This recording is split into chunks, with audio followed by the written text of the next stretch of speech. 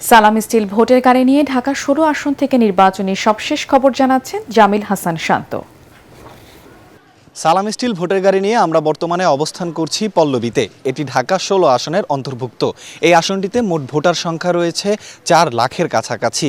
এই আসনে এত সংখ্যক ভোটারের মাঝে নিম্ন শ্রেণী পেশার মানুষের সংখ্যাটাই বেশি, যাদের মধ্যে বেহারিরাও রয়েছে।